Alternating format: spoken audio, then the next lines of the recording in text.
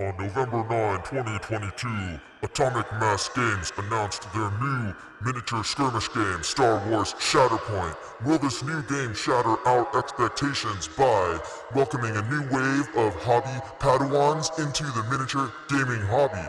I sure hope so. Punch it, Chewie.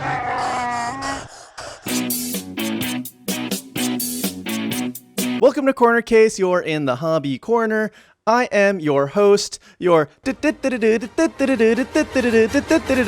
your best friend, Deck. So, Star Wars Shatterpoint, new miniature skirmish game.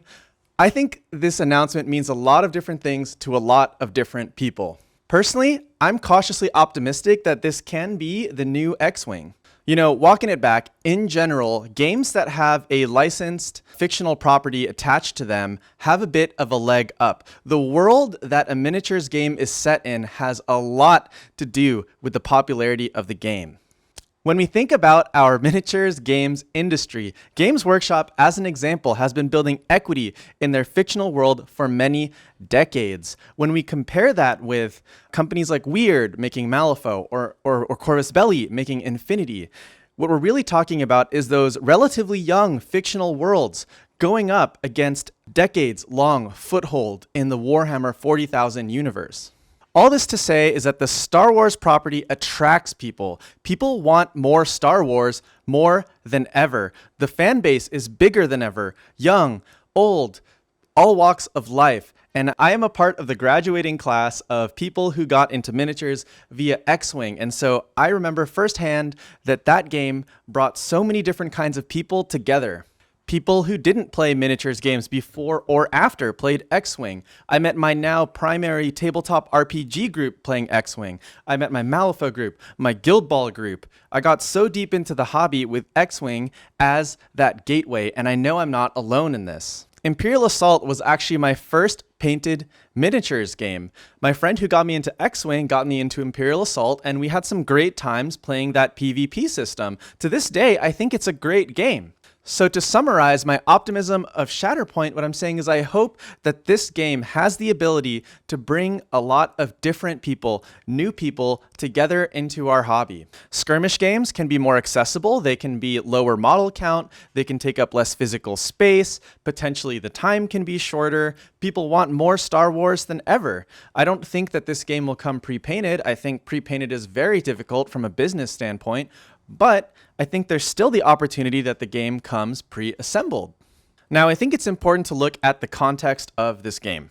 In the last 2 to 3 years, Atomic Mass Games has inherited all of the Disney licensed games under their parent company, industry giant ASMODEE. These games include X-Wing, Marvel Crisis Protocol, and Star Wars Legion. The miniatures games community is a discerning one, to say the least, and Atomic Mass Games has been under scrutiny from the fans at certain points in the last 2 years. That being said, I think it's worth noting that Marvel Crisis Protocol has been gaining traction with a solid fan base. Star Wars Legion has survived what I would consider the pandemic hump into what I think is greater popularity than ever, and X-Wing 2.5 players are telling me that it's in a decent place right now.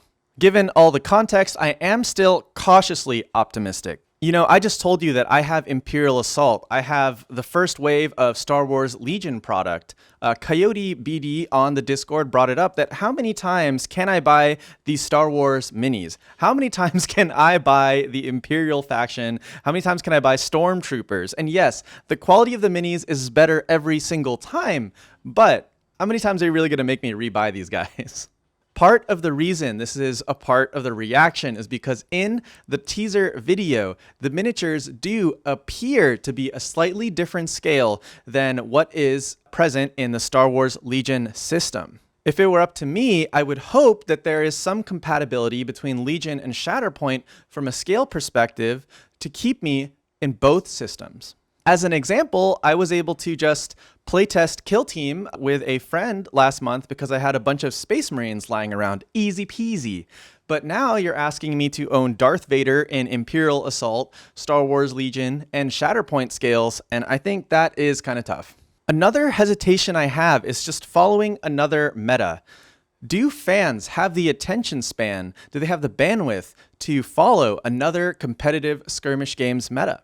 While I'm personally optimistic that Star Wars Shatterpoint becomes the new X-Wing, if we want to be strict, let's imagine that Shatterpoint, for whatever reason, is unable to captivate new fans and is only able to interest existing Legion players. In this scenario, will Legion players want to play both games, Legion and Shatterpoint? And if so, which one would be the primary game? If there is no compatibility between the models system, will they gravitate more towards Shatterpoint and ditch Legion? Or will they just continue playing Legion and ignore Shatterpoint? Now, I used Kill Team earlier as an example of how compatibility can work between your war level game and your skirmish level game. However, I don't think that the Games Workshop portfolio is necessarily the best example to use when discussing Atomic Mass Games portfolio in regards to their Star Wars and Marvel games. The reason I think this is because I believe the Games Workshop portfolio is built around blocking exits. Do you want to play fantasy? Just play AOS. You want to play a skirmish game? Oh, we got you. Kill Team. Oh, you wanted the fantasy one? Okay, Warcry. Oh, you wanted to play X-Wing? Oh, we got you, dude. We got the Aeronauticus. So really, the Games Workshop, I think, portfolio is really built around just keeping people from leaving 40K. So you have all these options for side games, and if you leave, you can play those for a while. If you do end up liking it, then great, but they really want to funnel you back into 40K one way or another.